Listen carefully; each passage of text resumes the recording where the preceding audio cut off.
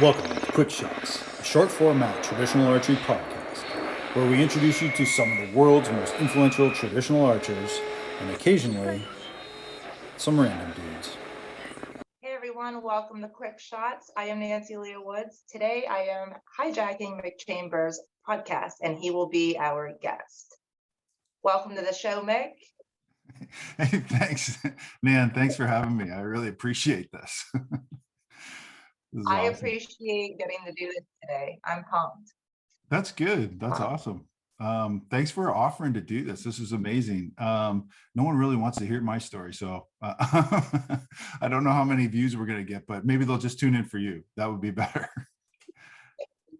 Maybe. Well, the thing is, so when I agreed to go on your show last summer, I'm sure you remember, how would you like to be on my podcast? And I said, well, honestly, that sounds terrifying. So maybe later on down the road. And then we kind of sort of became Instagram friends through comments and posts and stories. And I was like, okay, I can do this. Maybe it's not so terrifying. And I came on the show and really hit it off. And we've been great friends since. Yeah. But the thing is, there's no information out there about you. And there's not a whole lot of information about a lot of podcast hosts. And for me, if I'm going to tune into a podcast, I want to connect with the host. I want to know more about you. Granted, through listening to your podcast, I've learned some about you, but no offense, I doubt anybody who's a Mick Chambers fan has listened to every single one of your podcasts.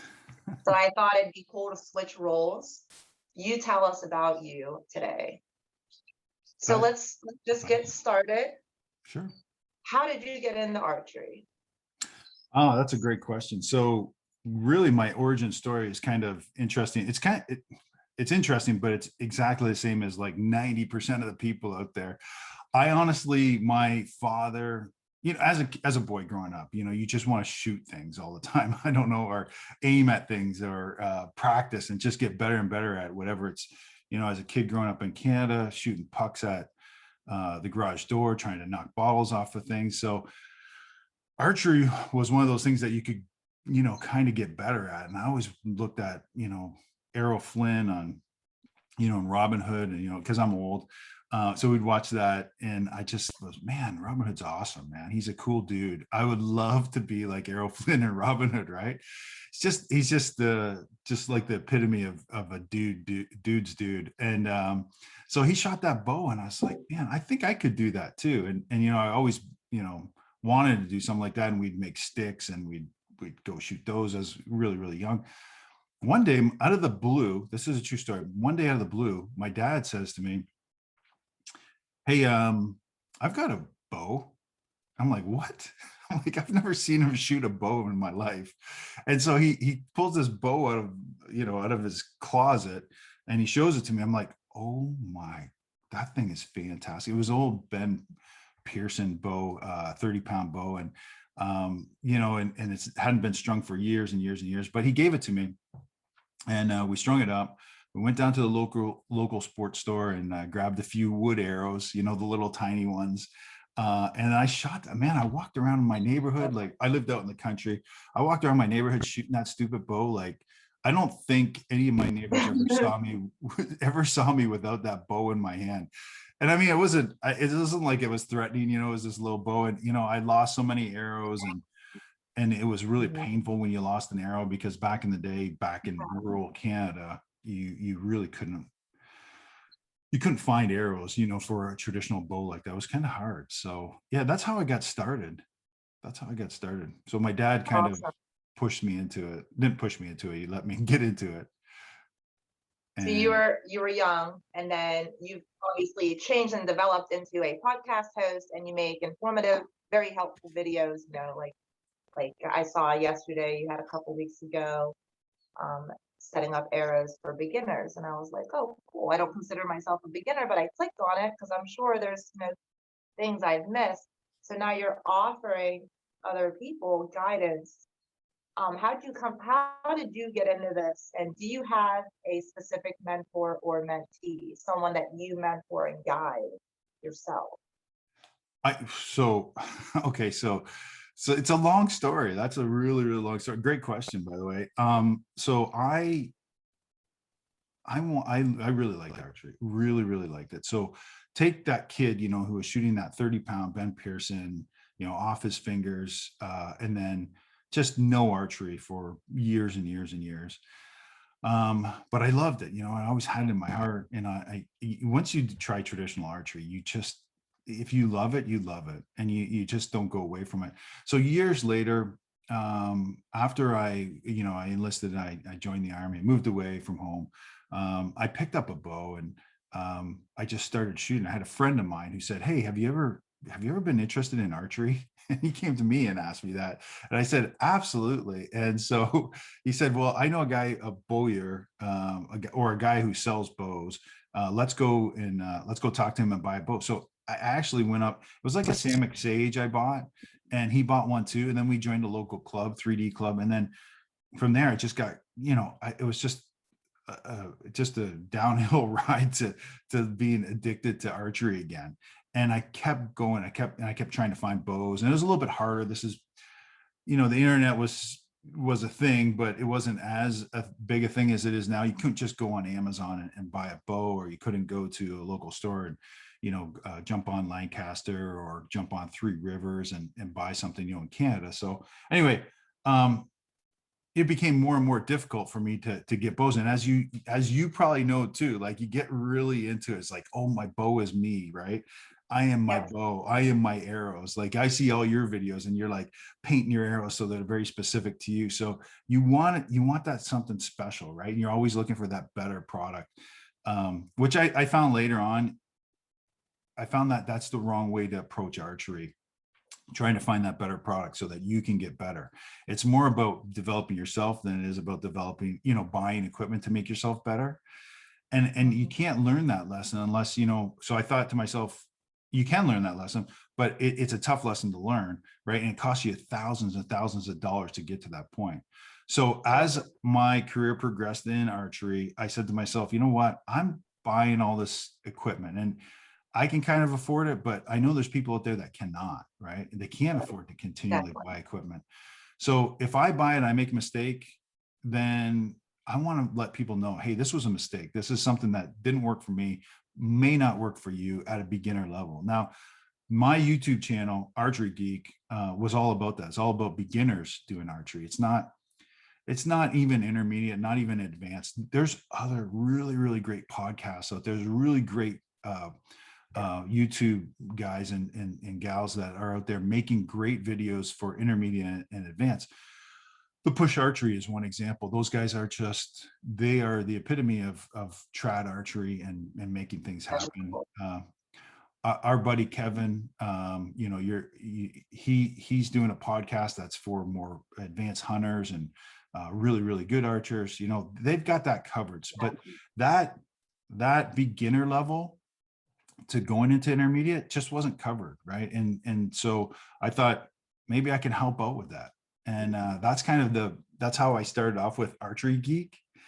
And then I got to meet so many awesome people, and I was at IBO Trad World, and I started interviewing some really awesome archers at Trad World last year. And then it just bloomed from there. So then I thought, well, I'm going to separate Archery Geek from this podcast, the quick shots.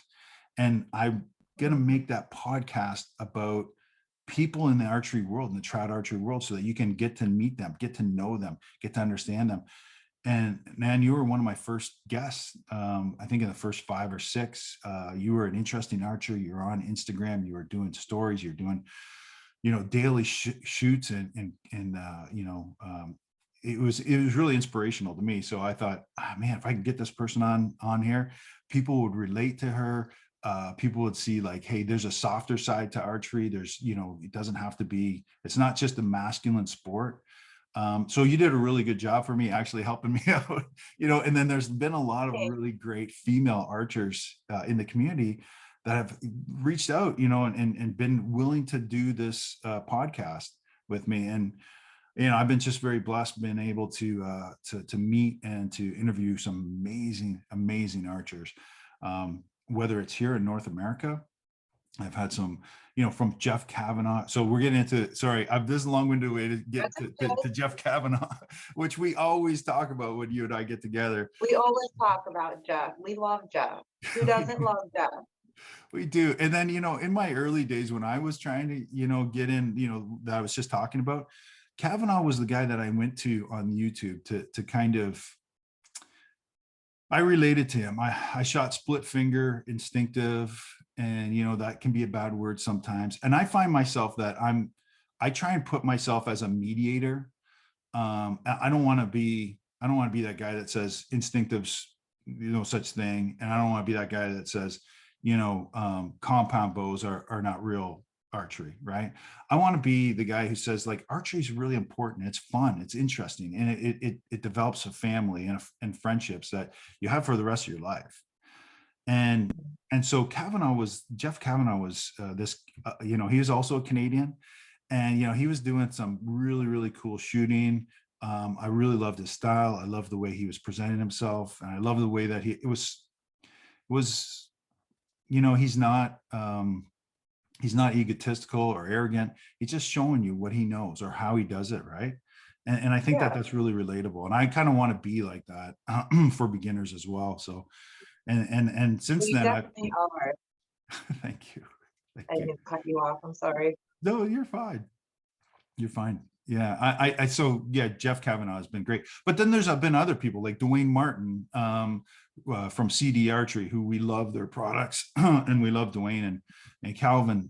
They're great people. And I think, I had a chance to shoot with Dwayne and Calvin last year at the Barebow Boot Camp. And, my game went from like really, really mediocre to just better than mediocre, which is a great improvement for me. It's all incremental when you're doing that traditional archery.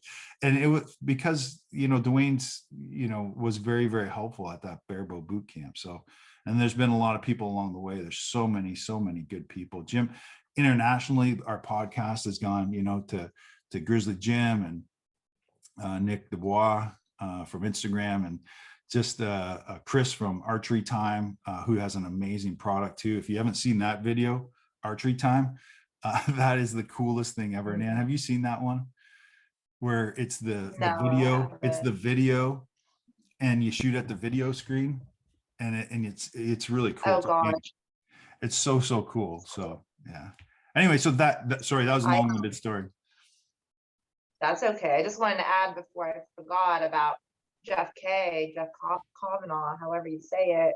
Funny story, I actually met him on the internet 3 years ago, and it wasn't until about early last year, after chatting with him, private messages, that I realized he had a YouTube channel, and he was this like famous, if you will, guy that like knew what he was talking about.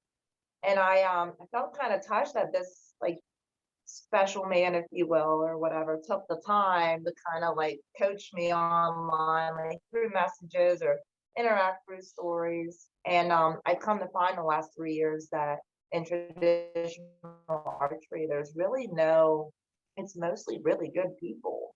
Like really, like everybody wants to help each other. And that's what I'm kind of why I wanted to do this podcast to begin with. I'm really curious about everyone beyond the archery. Like, what brought you to archery? What does it do for you? There's so much more to it other than pulling the bow up, drawn, and letting the arrow go. Yeah. More, like you said, everything is real particular, specific to the archer. But there has to be a story there. There's a story, what ails you? What brought you to this community to begin with? Everyone's really united. Yeah, no, Awesome. You made some fantastic points about that on our podcast. And again, if people haven't seen the podcast that I did with you, where you were the guest, it was very touching and emotional podcast. But it also kind of highlighted the fact that, it is a community, right? It's a community. Traditional archery is a community, and we're not fighting. I don't feel like we're fighting against each other for first place all the time, even though it's a sport. No, we're helping one another. Rising tide raises all boats. you know, in the traditional archery community. And that's how I feel. It's like, so when I'm doing the podcast and when you're producing content, and when I can highlight your content and say, hey, go check out this person because they're really, really awesome. And then our community, you know, comes in and says, yeah, I'm going to support that person. And, you know, when we get to traditional shoots and we see each other, then it's like family. It's like meeting family again. Yeah. Yeah. And that's the other thing. A lot of us know each other on the internet, but so I originally had come to the internet because I wanted to be anonymous and just take pictures and make up stories and things. Like, you know, I had just started over in life, moved to a new town 3 years ago. I was like, no one's gonna know me. And but the thing is, the traditional archery community, we do meet in real life. So I had went to ETAR there that first summer, and that's kind of what really sucked me in long term, was everybody was just very accepting and kind and just real, just same way they are with you on the internet. And now we continue to see each other at events. Super cool. It's so cool. And, you know, just one more shout out to someone who I haven't had on my podcast, but I'd love to have, Clay Hayes. He's actually in Alone right now. So if you haven't seen that, please go and watch him, because, you know, he's doing a good job, you know, showing what traditional archery is all about in that. And so he's shining a spotlight on trad archery, which I really enjoy. So, I mean, again, he's just elevating everything. You know, the push elevates everything. The trad lab elevates everything. Tom Klum, amazing. Aaron Schneider, all these guys that are just names that you hear. They're people, man. There's stories, like you said, behind those people, how they got into trad archery. And again, they put their pants on one leg at a time, like we do.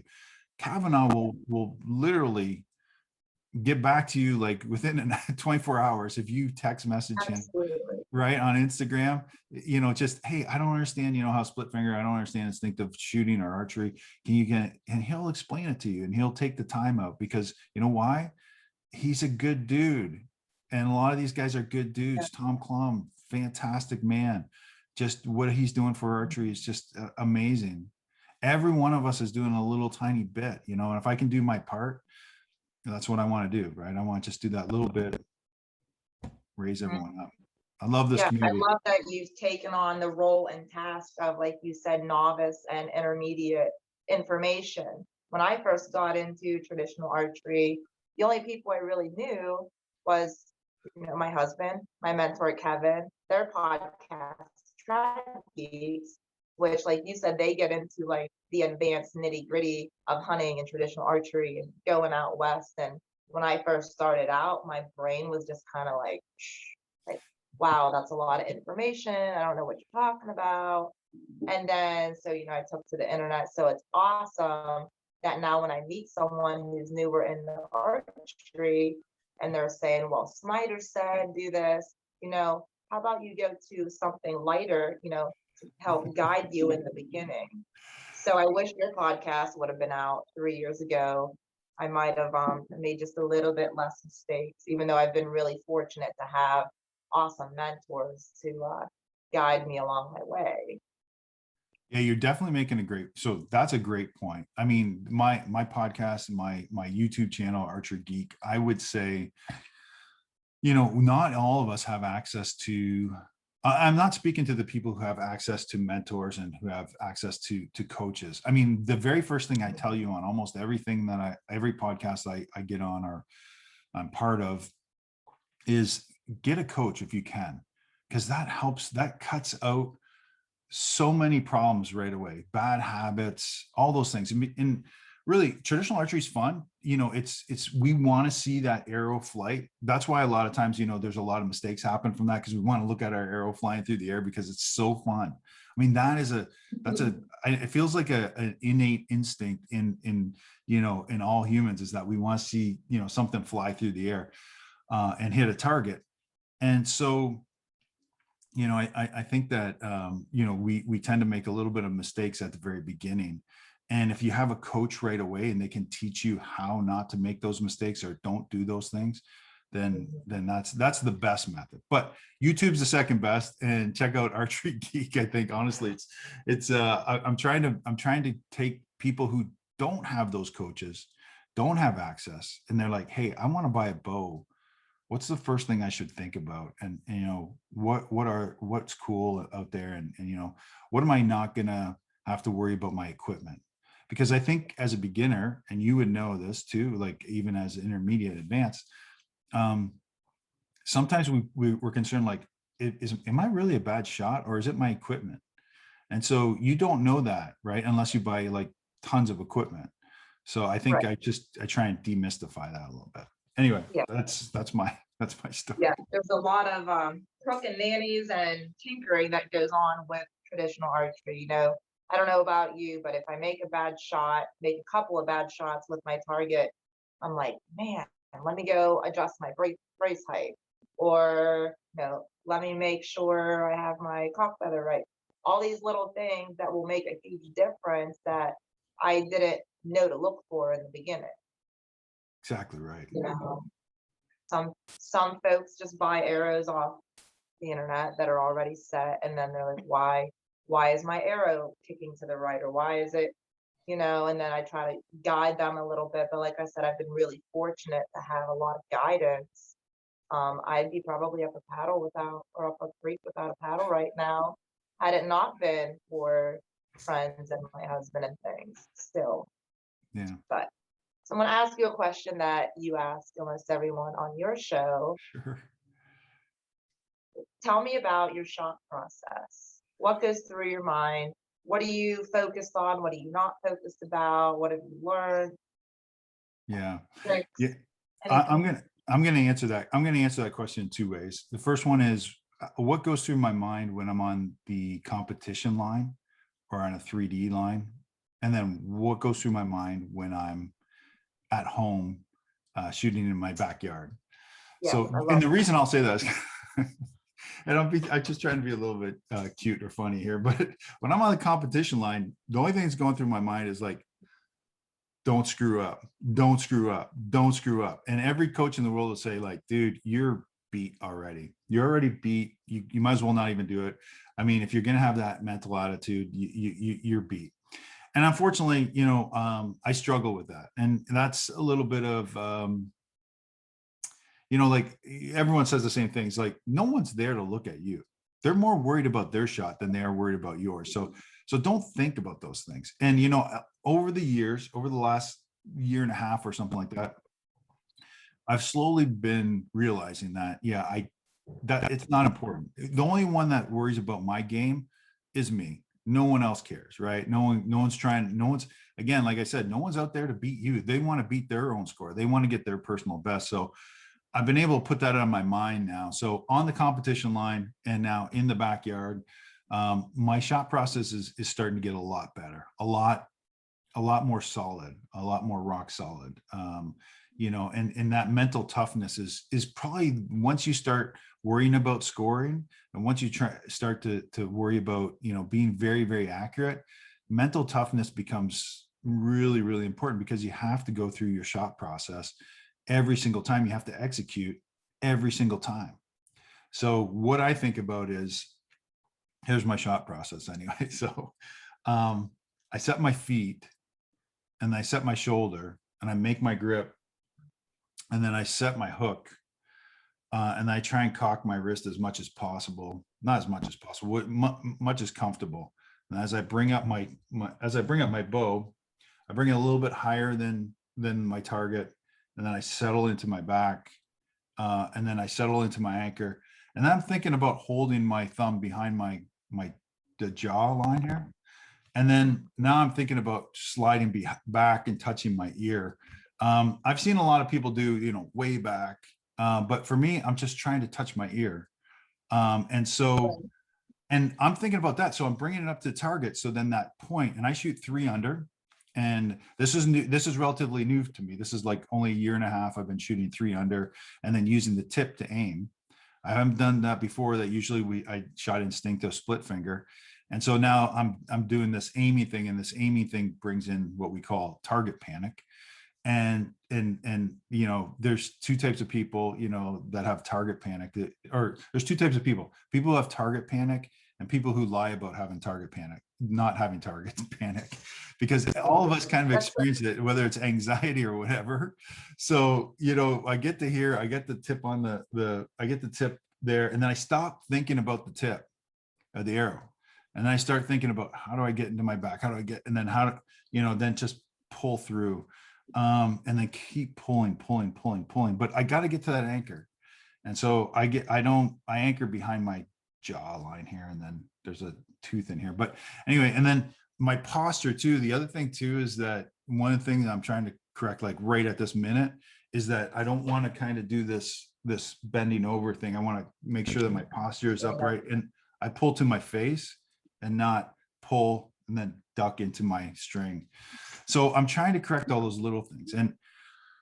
And so that's my shot process, and it's kind of influenced by a few different people. So one,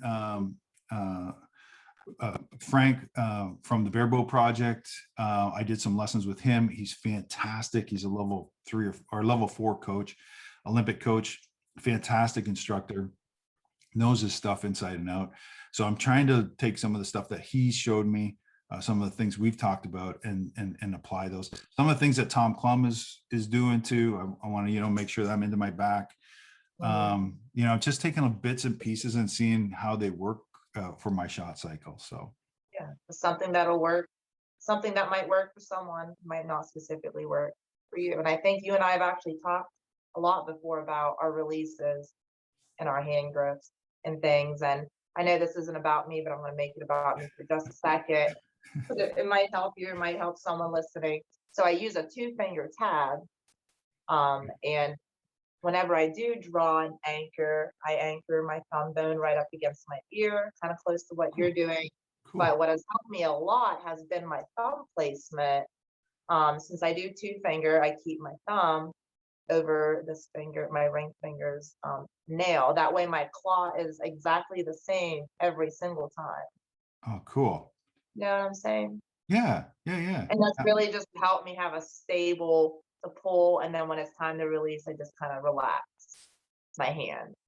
Yeah. You know, No, sometimes I spend a lot of time kind of releasing it towards my back. Sometimes I just kind of pull back, let it, you know, relax. Always learning, changing, you know. yeah, you have a pretty high anchor, so that's good. I mean, the closer you are to looking down that shaft of that arrow, I mean, the less mistakes you make. One of the things Dwayne Martin, you know, that Dwayne said to me, and you know, we walked through my shot process pretty not in detail, but pretty specifically. He wanted me to focus on a couple of things. So one of them was, which was really important, is like, get to here, put your tip on the target, forget about it, then take a look at your string blur, and then go back to the target, then pull through. And so that was very tactical, right? It wasn't a strategy. It was just like, hey, do this, and then this is how you'll execute. Whereas some people, I think, you know, I don't know that I don't believe them, but you know, the Kissick Lee style and stuff like that. Some people say, you know, you find the target, you get there, you hold here, and then it'll just release when you're ready. I don't behave that way. And it sounds like you're kind of doing that thing too. I can't do that. I have to say, no, I got to release now. And maybe that's just my level of learning right now. So I'm stuck at that spot anyway. Yeah, no, I put a lot of thought into it. I have a lot of checks and balances everywhere from my wrist to my feather, where it's touching me, where the string is. And it all kind of happens, I'm not going to say almost simultaneously, because I don't want Joel Turner to message me and be like, man, that's not how it works. Nothing is automatic in life. So, but I do have a lot of checks and balances, the rotation of my wrist. But over time, those things have flowed smoother for me. I don't have to have like a super focus, like am I stable? Where am I going to release? Am I aiming?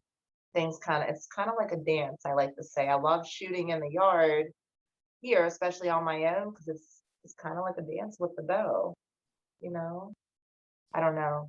I'm sure men feel that way too. It's good you brought up Joel, because after interviewing Joel, it became very, very clear. And there's some great so if people are listening and you're interested in doing any of this stuff, Tom Klum, Joel Turner, they have instructional videos that are available through the push. Those are great places to start if you don't have access to a coach. I mean, if you live near Tom Klum, just go see him. But you live near Joel Turner, just go see him. That mental game that Joel Turner's talking about all the time, Iron Mind, is brilliant, right? I mean, it's like I mean, in terms of the fact that it just stop thinking about things, just be strong, choose not to make a bad shot, and it's sort of this mind over, your body. So after interviewing with him, I went out and I was able to hold rock solid on the target for like long time, and then slowly it's been getting worse and worse, but I got to go back to it, just get a refresher from him. So yeah, I'd love to actually. I did the clinic at ETAR 3 years ago with Tom Klum and Joel Turner, and they helped me a lot. But someday when they do come closer to Pennsylvania and host another clinic, I'm going to sign up because I really want to take another course with them, because it's kind of like looking at internet, researching on the internet. You read something, it might not all connect right away. Later down the line, as you learn, maybe something will click. Like now that I'm just maybe a little bit more advanced at where I was when I first met them, I was super new, couldn't hit a target to save my life, and they changed that for me that day. So now I want to see what will happen if I go and see them again, now that I know just a little bit of what's going on with the whole shot process. Yeah. So yeah, I can't say good things about them, for sure. They're awesome. Yeah. Cool. So I want to talk about hunting real quick, and then I think we have to wrap this up because you're on a time restraint today. Yeah, unfortunately. This has been fun though. So what is your preferred method, like style of hunting? For example, I'm really into saddle hunting and mobile hunting. What do you like? Ground hunting, elevated? Yeah, I'm your typical Kansas hunter. I hunt on a tree stand, I scout, and just I watch cameras for the first part, like first month or two before hunting season, see what the movement is, see what times doe and bucks are moving, and then I'll set a tree stand, leave it alone for a little bit, get up in a tree stand, and then I take most of my shots. I'll be honest with you, I've had some close shots, but like close, when I say close, it's like 22, anything between 22 and 27 yards. And that's a bit far. So when I talk to the old timers about hunting, they're like 22 to 27 yards. That's ridiculous. They're like shooting deer at like 12 yards. They get deer coming so close to them. I don't know if I'm just 12 yards. Yeah, I'm a terrible hunter. That means I'm a terrible hunter. I'm like, I must be making a lot of noise up in the stand because I can't get any deer that close to me. Like I had a button buck come by me this year or last year, whatever it was, and it just like right underneath my stand, but I wasn't going to shoot him. But he was close, and that was I was like, wow, that's the closest I think I've ever been to a deer. Otherwise, it's been like 22 to 27 yards. I think my longest was about 20. I think we marked it off at about 27 yards. That was about 2 years ago. So yeah, I hunt whitetail. I have aspirations to be a better hunter. Like, I mean, I see some of these great hunters out there. Sarah, that I interviewed a while ago, she's out hunting like crazy, like all these different animals all over the world, going to Africa. Cody from the Trad Lab, this guy is like out hunting amazing hunts. Aaron Schneider, of course, we could talk for like 4 hours about this dude and what he does, but I'd love to go out and hunt those things. I'd love to be able to learn how to be that good a hunter. But for now, I do what I can, and mostly it's just whitetail here. And now I've been to Oklahoma, and I've hunted hogs before as well, and I think that that's okay to do. I do like hog. I do like when we process the hog, the meat. It was really good. We did a lot of good things with it. So we made pepperettes and we did a bunch of cool things with the There's nothing like some wild pork. I yeah. have 5 pigs. I don't shoot them with my bow. I raise them and then they go to the farm and and there's nothing quite like sausages, from a wild hog compared to what you could buy at the store. Yeah, Which yeah, I it's really really don't good. know.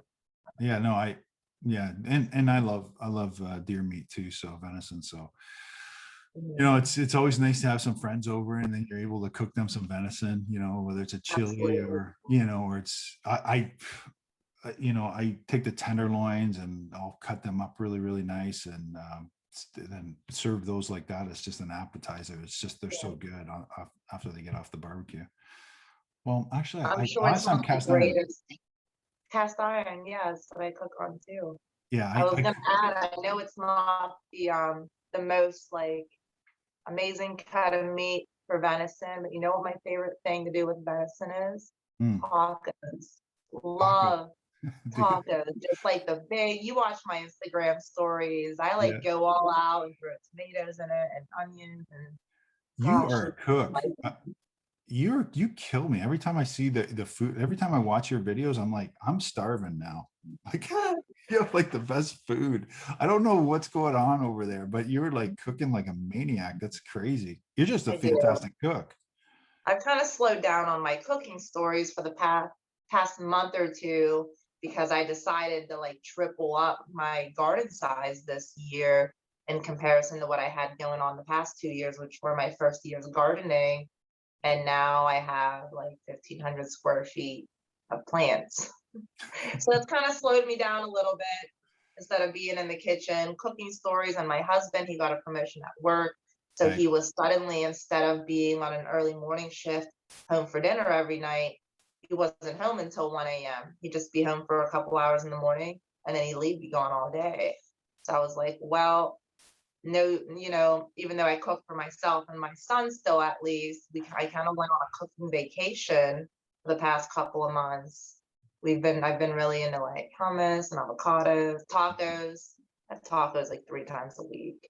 I actually got banned from making tacos in this house last year. True story. Yeah, my husband was like, tacos again? Fine. I will not make you tacos no more. Yeah, but I've seen you do amazing pizzas. I've seen you do pastas, just Yeah. cooking up chicken and soups and stuff. Everything. Fantastic. Yeah, you do everything. You do. I like to cook too, but I don't have that skill. Like you're like next level skill level in terms of cooking. So that's pretty cool. Thank you. No worries. My No mom worries. did a good job raising me to cook without recipes, which is kind of a hindrance when I'm making stories and I'm trying to share the recipe and I'm like, just throw this in there and that much of this. But it works. So it's become more of like a visual thing, which is, why I do my cooking stories or videos. I just want you to watch it. I'm not really trying to tell you put a tablespoon of this, like a lot of Italians, we just throw stuff together. But I'm Oh my super God. grateful. 'Cause I You love are food. you're an instinctive cooker. Yeah. Yes. Yes. People like these people now. That's funny. It's funny. I've seen a lot of that online lately, the whole instinctive versus gap, and I just try to stay out of it. I don't know. I don't really have a stand on it. Whatever works, whatever makes you happy, do it. Oh, yeah, I love that attitude. I think the Yeah. same way. Last question, Yeah, shoot. and then I think we have to wrap this up. Sure. It can be archery related or it cannot be archery related. It's up to you. Okay. What was the happiest day or moment of your life, or something that happened, or an interaction with something that like really fed your soul and just like you're gonna remember it forever? Anything?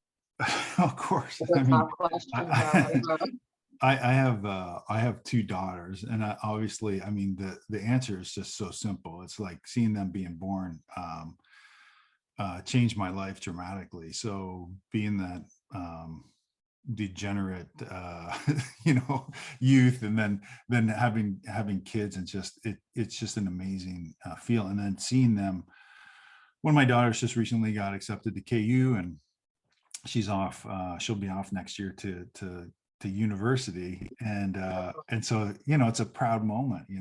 I saw, and I have great videos of my daughters shooting bows, right? So when they were very young, we were living out in California, I would have them shoot bows with me, and I got them little small bows, but pretty good stuff. And I just seeing them born, and that changed my life forever. I mean, if it's got to be that 100%, 110%. Now, from an archery perspective, my dad, I go back to my dad giving me that bow. That was really touching. It was a bonding moment that we had. And then for him to kind of walk away a little bit after, and then, like not walk away from the family, just like not be around. And then I was able to come back to him each time and say, hey, this is what I learned how to shoot. Here's how I'm shooting now. Come and take a look at me shoot this bow. Right. Right. So, I mean, that feeling of like, when he was proud of me, when I was able to hit that target, from pretty far back, or do something really interesting with the bow. I think that was really exciting too. I mean, that's kind of a life-changing, Definitely. yeah, it's a bit life-changing. So kids and that first bow, I mean, on the archery side, it's that first bow. Then I could even say, the first time I shot a deer, I had come to Kansas, and I wasn't a hunter in Canada, not at all. And I started really, really late in life as a hunter. So, my 40s. And I speaking of birthdays, it's your birthday today too. Happy birthday. Thank you. I was actually going to wait until we did this podcast this morning, and I was just going to casually sneak it into the conversation like, oh, I'm good today, Mick. It's my birthday. I should have said that right away. Oh my gosh, I feel so bad. It is your birthday today, and happy birthday. Thank you. So I'll just finish that story. So I just, I It's was late. okay. I'm sorry. I feel bad now. Okay. It's all about you. It should be about you. Always. It's you're the guest today. I'm just the host. I'm just here to guide you, which you're doing a great job kind of navigating yourself, which I guess you have experience in this a little bit. Well, I really appreciate this. This is fun. And, this has been fun. And just to finish that story. So when I was late in life at 40, I shot that first doe, and I was like, I don't even really want to do this. Like, I don't know if I want to do this, but my friend made me go out and say, hey, you got to go do this. You're in Kansas now, you got to be a hunter. So I went and got all that stuff, hunter's license, all that stuff, went out, shot that doe. And I was like, oh no, Aww. I'm going to do this the rest of my life. I'm going to hunt the rest of my life. So anyway, okay. So that's me. Happy birthday, Nan. I really appreciate you doing this, man. This is so cool. This was so sweet of you and so nice of you to do, and do it on your birthday. Oh my gosh. I hope you got something planned for today. No, this was actually what I planned for my birthday, to do this podcast takeover. I messaged you last week, and I was like, hey, let's set a day, let's do it. And I'm thinking he probably doesn't know it's my birthday, but I'm going to do it Tuesday, kind of as a gift to myself, something different that I do every day. I could have went to work today, and I work in my friend's enormous garden. Other than my place, there's nowhere on earth I'd rather be than her garden or here. These are like my two happy places, and I point that way because she's only like half a mile that way. But I felt like maybe if I decided to work today, she would have been like, Nan, it's your birthday, go do something different. So when we talked last week, I was like, we're going to do it Tuesday. He's not going to know it's my birthday, but I'll know, and it'll be special to me. Nice. Yeah, so I appreciate you letting me do this. I'm trying to be more open, more comfortable. I feel very comfortable in the traditional archery community, but I'm bashful a little bit, especially when it comes to like being on video. A lot of my videos are, you're not looking at me, you're looking at what I'm doing. Like I like to say, I'd rather be felt than heard.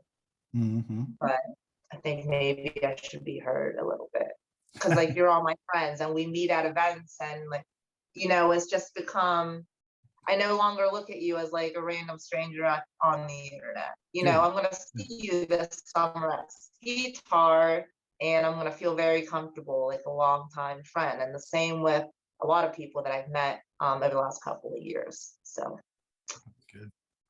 ETAR July 21st to the 25th or something like that. So hopefully I get a chance to see a bunch of people. I'll be out there doing interviews.